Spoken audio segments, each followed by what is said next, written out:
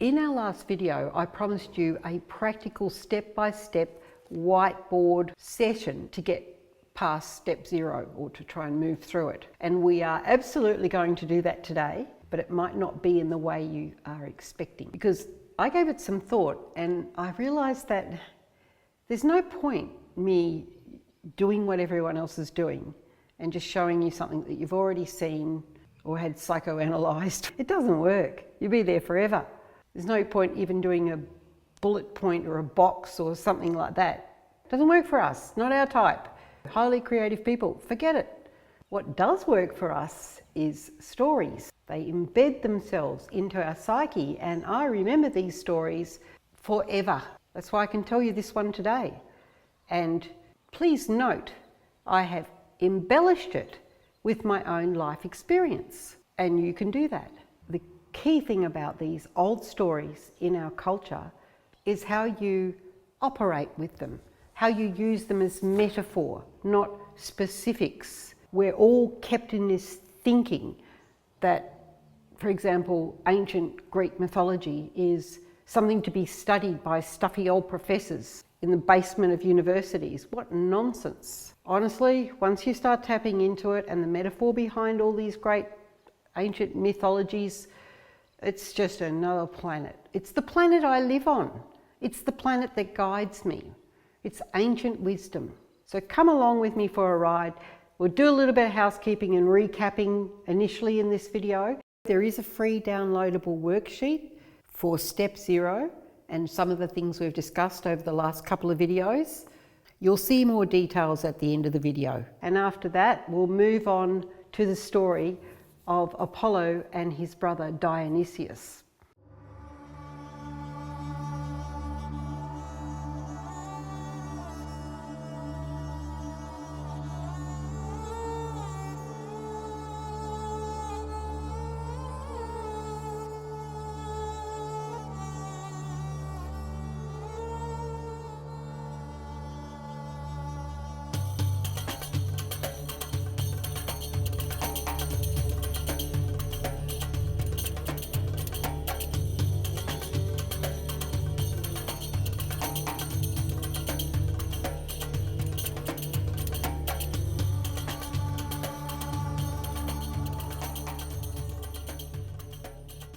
Here is the story of Dionysus and Apollo.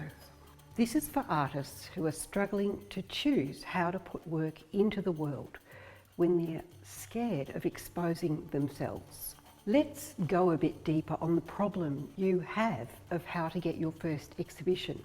It seems from everything I've been reading in your comments so far that trying to decide what to choose is the most difficult thing.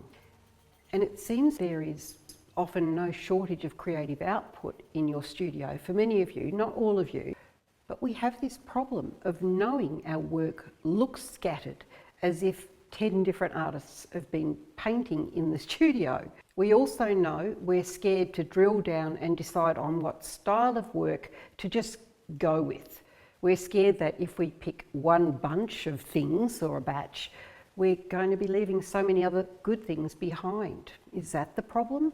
Or we might not even be able to paint anything at all. The classic paralysis, that is very common, even with very advanced, accomplished artists. They hit this wall. That's called artist block or imposter syndrome. We have it in us, but we just can't make that action to get it out of our hearts. That's when that occurs. We know we're just not painting the thing we want to paint. It might be that we've got, I don't know, pencil drawings filling our sketchbooks and other scratchings, but not really paintings. We just can't decide. And we also know, just recapping on this, if we do give it all and it's rejected, where are we going to turn then? It's existential.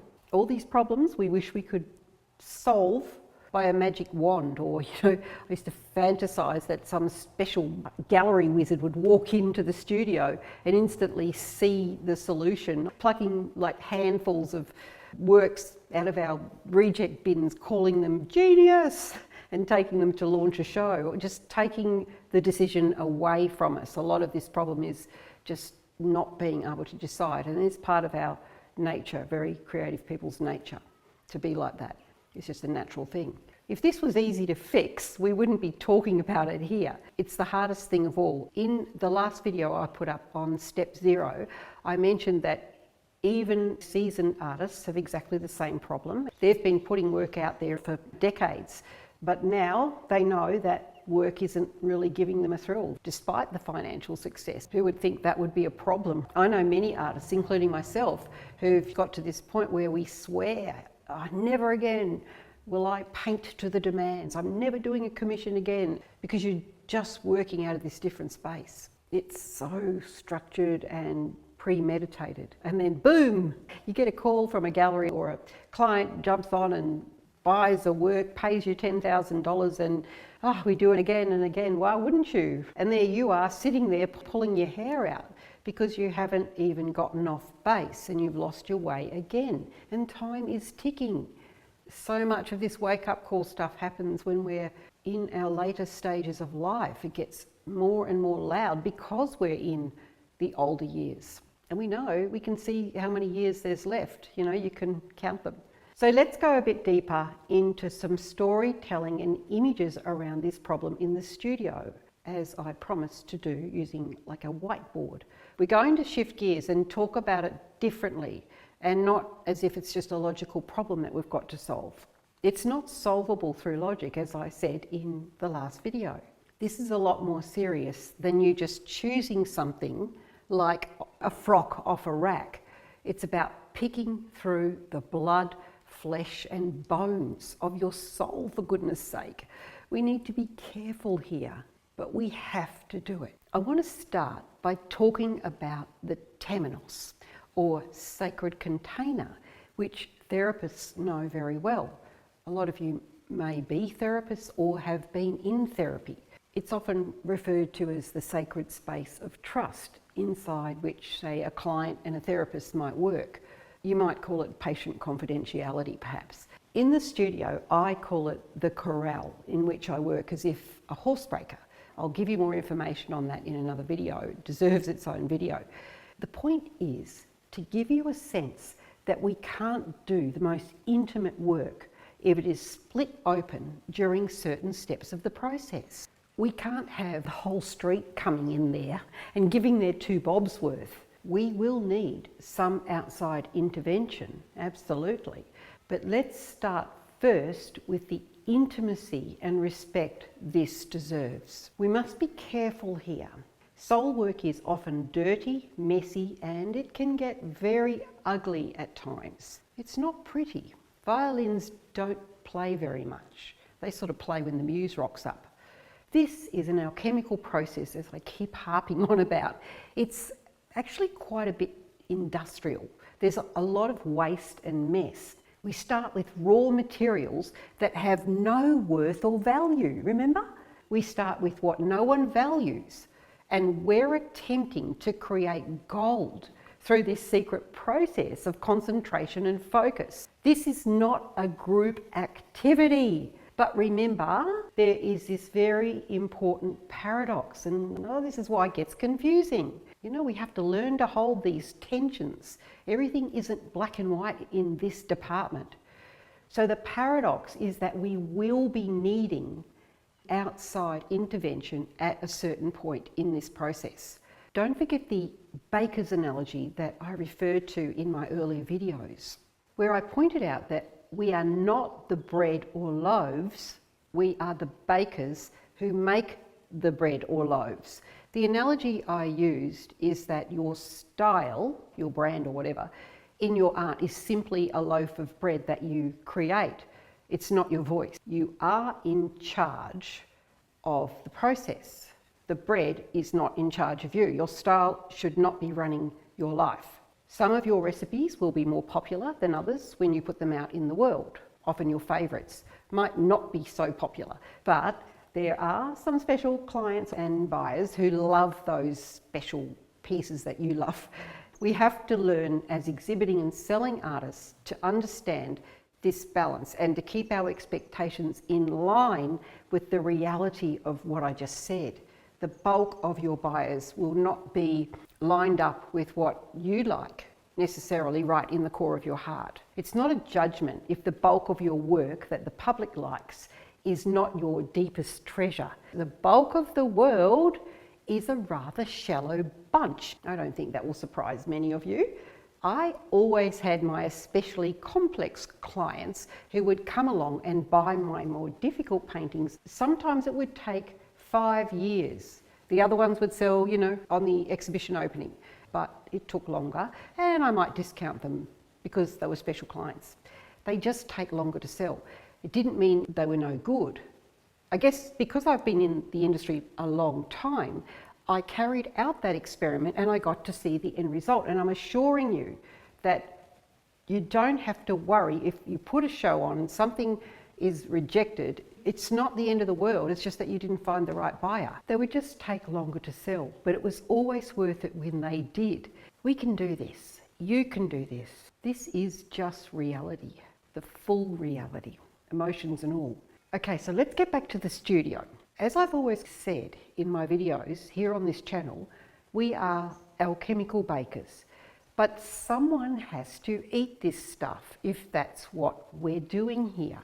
We're not just making it for no reason, even though sometimes we think we're just making it because we need to express. That's not the truth. Why bake any bread, make the art, if no one's going to eat it? What's the point? So here we are. We're just trying to work out which of our ingredients are too potent for the world and might poison them, and what might please their palate. That's what this is about. So while the temenos is a closed room, we still have to source our materials from the outside world, right? So let's get this clear. There are some things we do share with the world, like oxygen, ideas, emotions, pain, joy, and water. So let's ask, why are you even trying to do this if you have no desire to share your work?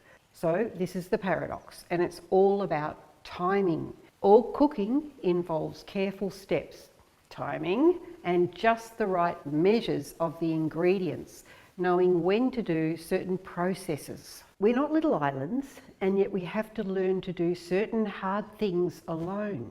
There are some things that we must decide to do for ourselves and not ask for permission to keep doing them. Look, we've got to be dogged about this, even obsessive, but we can't be like that until we convince ourselves we're going to do this thing. We can do hard things. Yes, we can. This is about turning our laser focus on this thing and realizing it's okay to move forward, and all is not lost if we leave some of our best parts safely in the studio, in our sketchbook or our drawer or whatever. Just get this clear, guys. You don't and you should never give it all. Never do that. All eggs should never be in this one bold and brave basket of goodies that you're now preparing for public display. You've got to keep some in the pantry. Now that you know that, you can rest and be at ease, really, I suppose, knowing that your treasure is safe and you've got tons more in the vault for later. First, we've just got to test the water. And you know what? It's probably a fact that if you did give all that you have to the world, they wouldn't even know what to do with it. You would overwhelm them. The bulk of the world, including your prospective buyers, are actually quite simple. Totally overwhelmed themselves in their own lives. What they need in your work is not your amazing complexity and depth. They need an escape from their own. And your artwork will and can give them that. That's what they want. You can stop them in their tracks, because when they look at your 10 or 15 works on the wall and they're all singing in harmony, that will give them enough sensual visual information surrounding them that they'll be moved into that place your work takes them. It's a kind of a hypnosis. You give them that story that's different, that shifts them. And if you overwhelm them, look, honestly, their automatic reaction is just to ignore it. That's how humans cope with being overwhelmed, as we are. It's just too much stuff, right? You just turn off. Remember, your own state of paralysis is caused by a degree of this overwhelm. You have your entire soul's journey wound around and through your unshown works. That's an epic amount of complexity. You would never give that out or even try. That's what you intuitively already know, isn't it? So why are you thinking that you have to dish up everything that's inside you or in your studio? You don't. That's probably why you're thinking, if I put what I have out there, no one's going to get it. What's the point? Or I've got so many aspects to my story or my creativity, I just don't know what to put forward. And that's actually when we freeze. It's decision paralysis, overwhelm. What you have in your soul closet and why you're protecting it has good reason to be there and to be protected. That's your own secret path to the universe. It's not meant to be dished up as a product. Remember, the market and your internal sacred creative space are just not the same, and should never try and get them into the same place in your mind even. They don't live in the same worlds.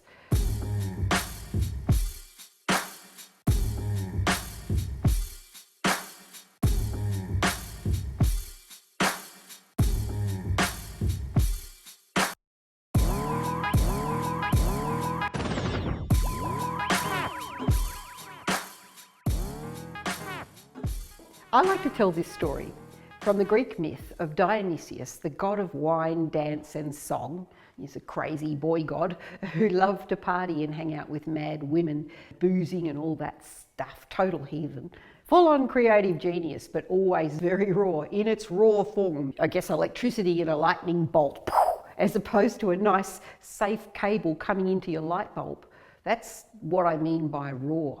That's our wildness. That's where lava comes from. That's what I mean about the raw materials and soul making being like a pretty ugly business at times. It's a pretty grotty thing. So what's wrong with raw? The problem with that is nothing productive comes from it really. You know, you might blow a tree up with a bolt of lightning, but you can't harness it, right? And when you have it coming out like through your psyche, it can actually get you in the nut house, in the madhouse. There's probably many of you out there that have been diagnosed with mental disorders because you've accidentally shown it, unless you harness it. This is the key.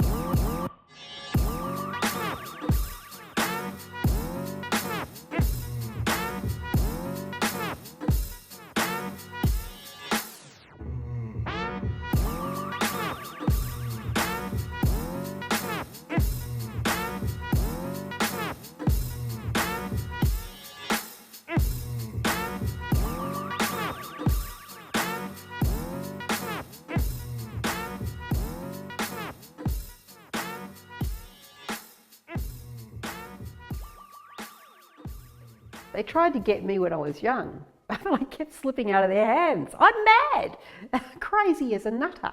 But I also knew something else from a very young age. Okay, that's the key here. And I'm just going to drop a hint as to what my corral and the horse break is about. But as I said, for another video. Now, let's be honest, the modern world that we live in is terrified of that raw energy when they see it in someone. Its first instinct is to pathologize it and you. You know, if you're having mental issues, depressed or, you know, can't get yourself out of a rut. I'm not making fun of it. I've been there. But what they want to do is control it. They want to get it under control. You know, they can't go with the flow. They want to label it and to numb it, because our culture, our Western culture, our medical culture has forgotten.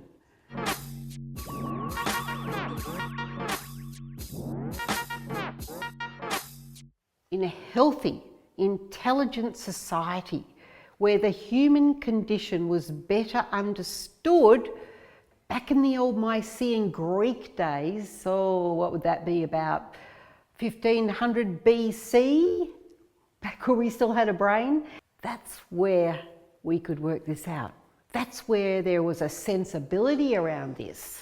Right, so 1500 BC roughly, let's talk about Dionysus. Dionysus had a half-brother, Apollo, and both of them were sons of Zeus, of course, because Zeus got around, he was into everything.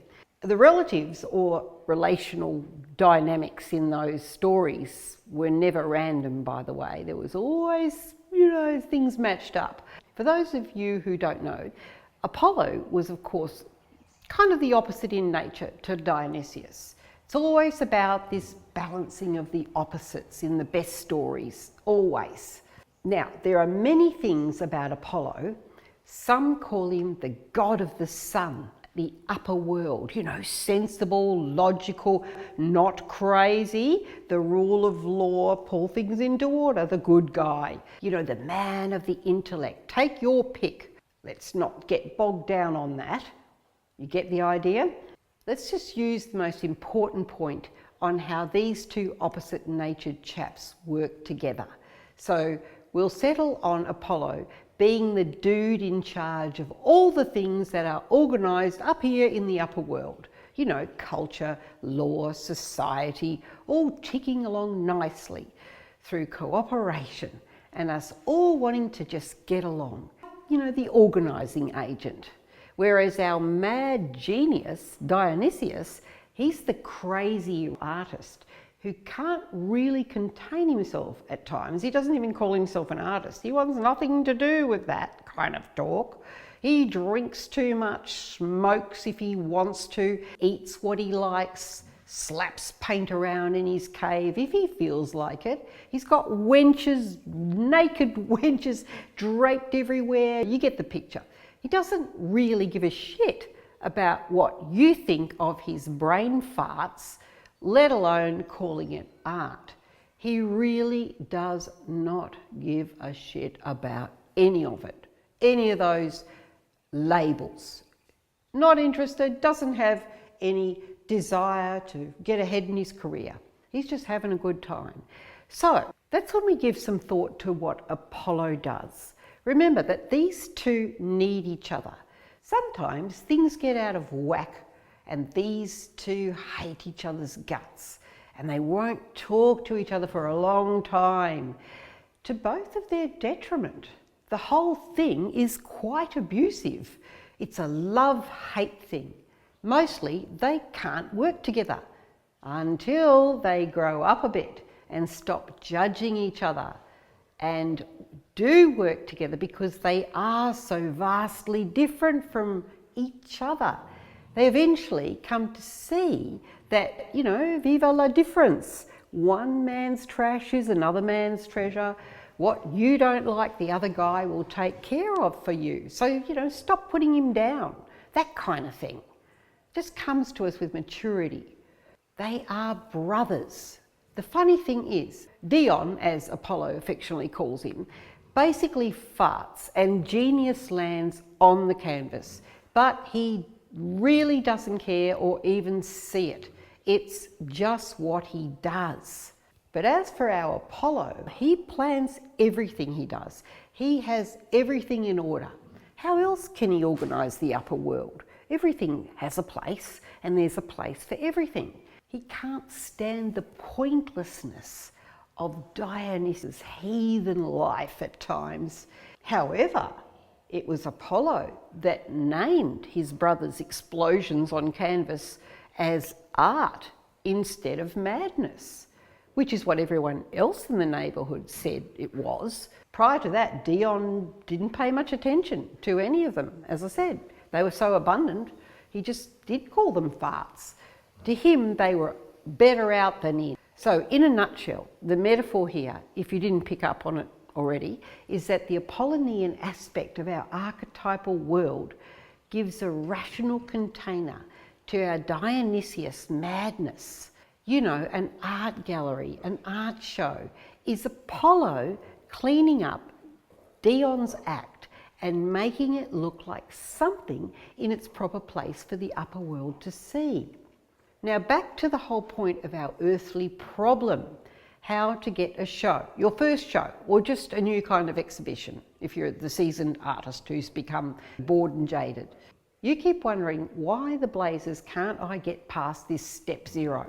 Why can't I get my pots and pans together? So as I tell you this story in a bit more depth, just remember it's a story about you, and all the players in this show are both parts of you. So we've got these two opposites that are clashing with each other and judging each other, and that's what's causing a lot of the confusion you're experiencing. When you are confused and unsure of yourself, you're captured by one of the other brothers. It's either Dionysus lingering, in every corner, telling you, give up, to stop trying to make something of your arty farts, and who cares about the world out there? It's all boring crap. Come over here, let's party, baby. Here, grab this bottle of plonk and take a good swig. Let's have some fun and chill out. Hey, turn the music up. Or are you captured by Apollo?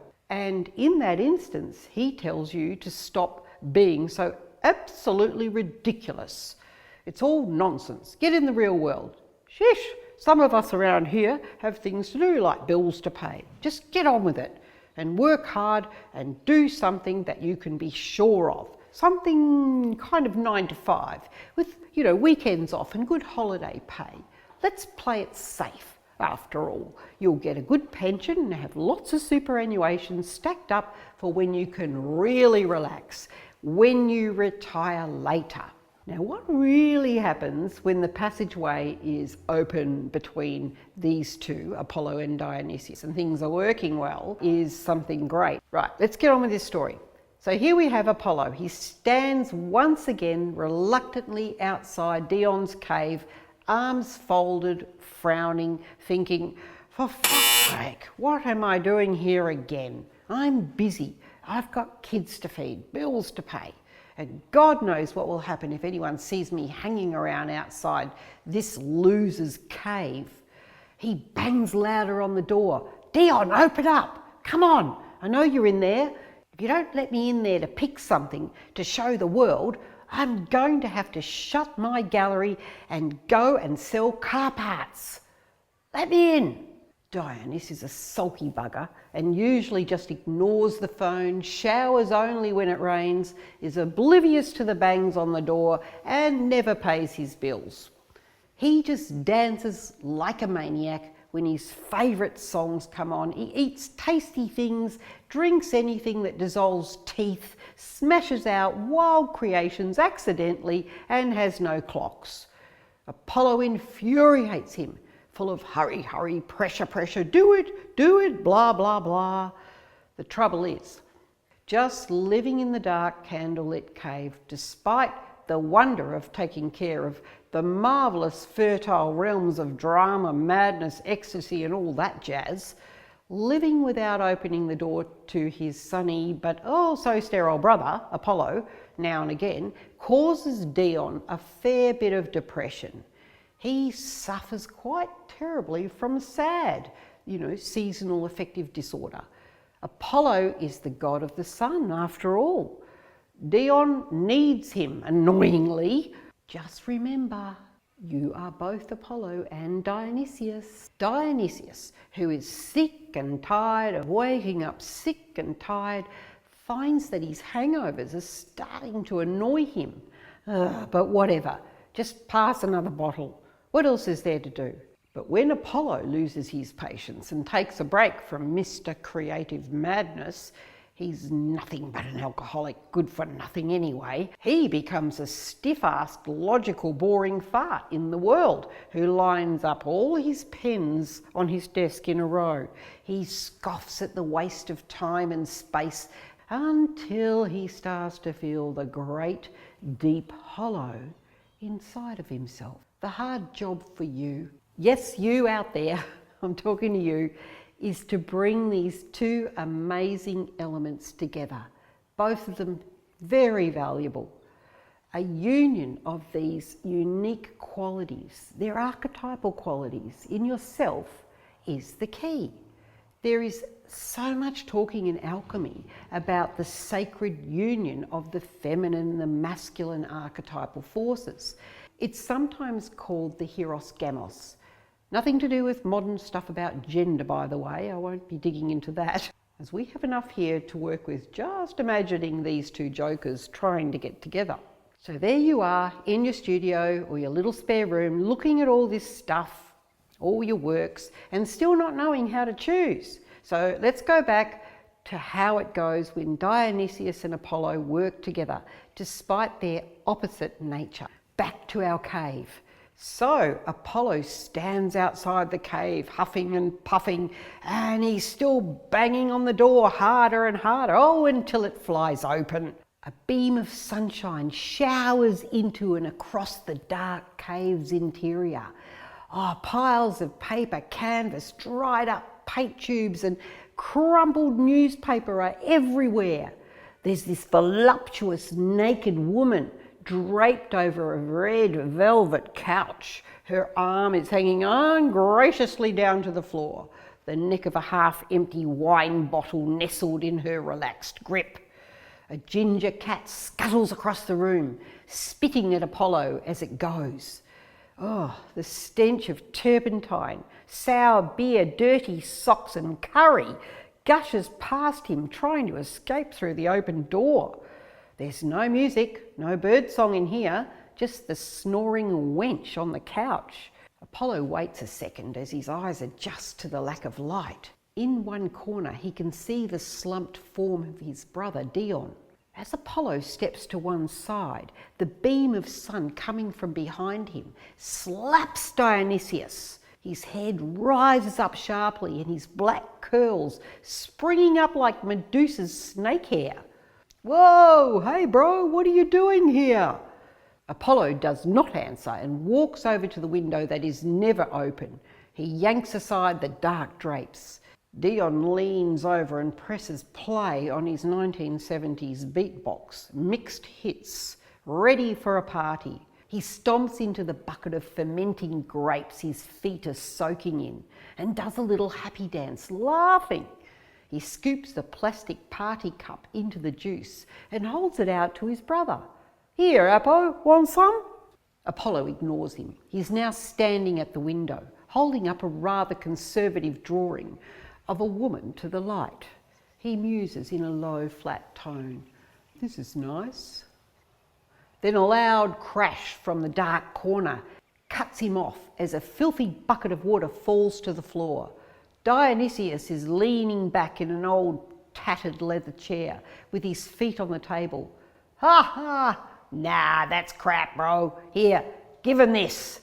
He throws it across the room in a frisbee slice at Apollo's head. Before it even arrives, Apollo feels his low beating heart skipping in excitement. He gets flashes of red, black, and catches it before it hits him. Before him is a darkly outlined painting of a woman's profile, her nose way too big, and a big slash of red paint where lipstick should be. Dionysus barks out, still laughing, "It'll bite their noses off," and takes another swig of wine. Apollo looks at it, eyebrows raised, and thinks, He does not see chaos. He does not see it amongst Dion's junk and mess. He instantly visualises it differently. He pulls out a pre-made, simple white frame from his bag and puts the messy crap of Dionysus's joke picture into the frame. And then he imagines it hanging in his art gallery out there in the world, and he likes it. He could never imagine such a thing or make it. He thinks, the X factor. Dionysus is busy patting the cat on his lap and giggling as his pet rooster walks over his oil paint palettes, putting squawky cadmium yellow footprints all over the canvas on the floor. Apollo calls over, "You got any more like this?" But Dionysus is busy now, fighting off the cat and pressing the fish bones from his dinner into clay for his next sculpture. "Picasso!" he yells out. "Ha ha ha ha! Yeah, over there in the bin, bro." Apollo makes his way to a big empty beer box and leafs through the hundreds of painting projects shoved in and overflowing, scattered all over the floor amongst chip packets and beer bottles. He manages to find 15 more with this same feeling, this edgy X factor that it just stretches his mind, his orderly mind. He's fascinated. He tries each one in his testing frame, discarding many other great works that he comes across, resisting the urge to take them all, to gobble them all up. For now anyway. So he tries to keep his focus. He knows what to do. He has to get enough to hang together well, to kind of tell a story, or give this pattern his world can see for long enough to grasp onto. He knows it will work. He only has to give them this sense of value, the value of the madman, the part they can handle. They don't have to meet him.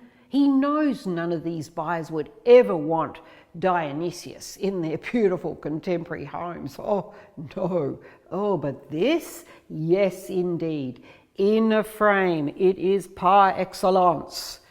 He looks for his brother, who has now disappeared into the back room. He really doesn't care, Apollo thinks. He just wants to be left alone with his music and creative stuff. Anyway, Apollo has to get back. He has what he needs.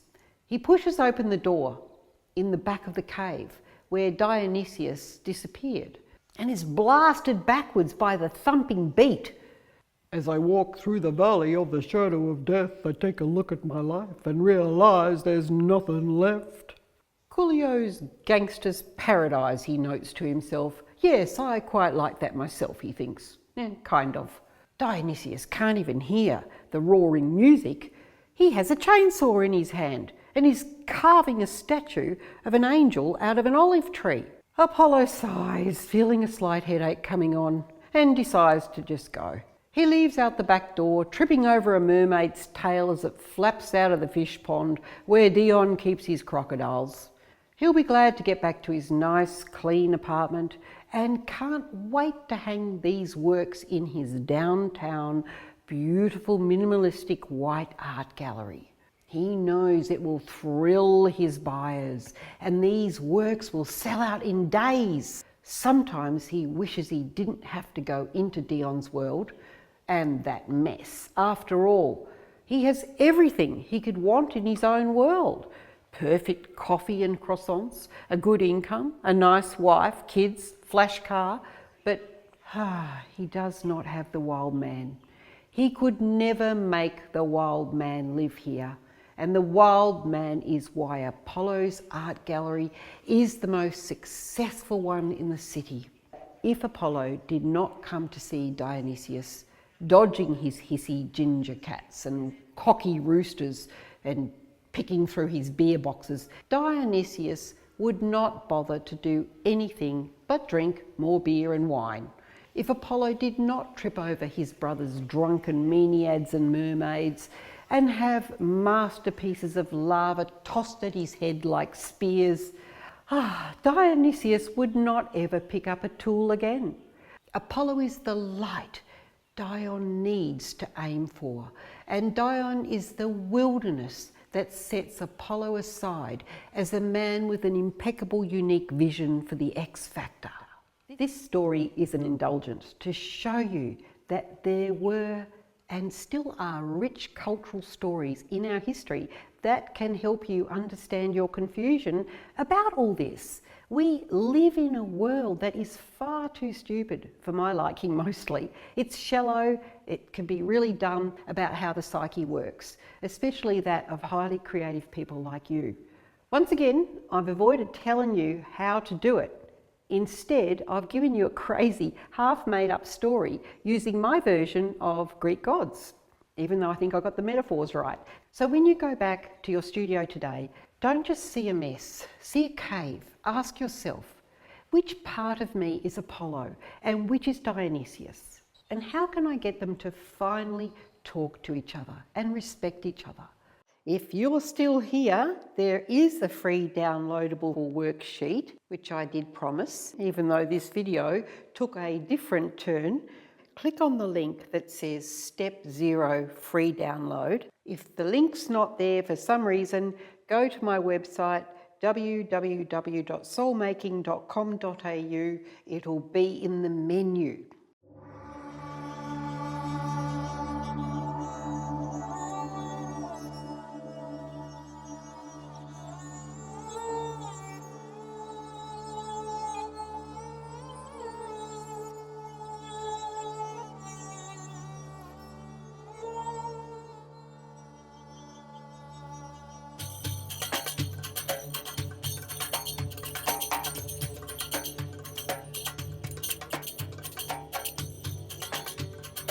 Stomps into the bucket of fermenting grapes at his feet.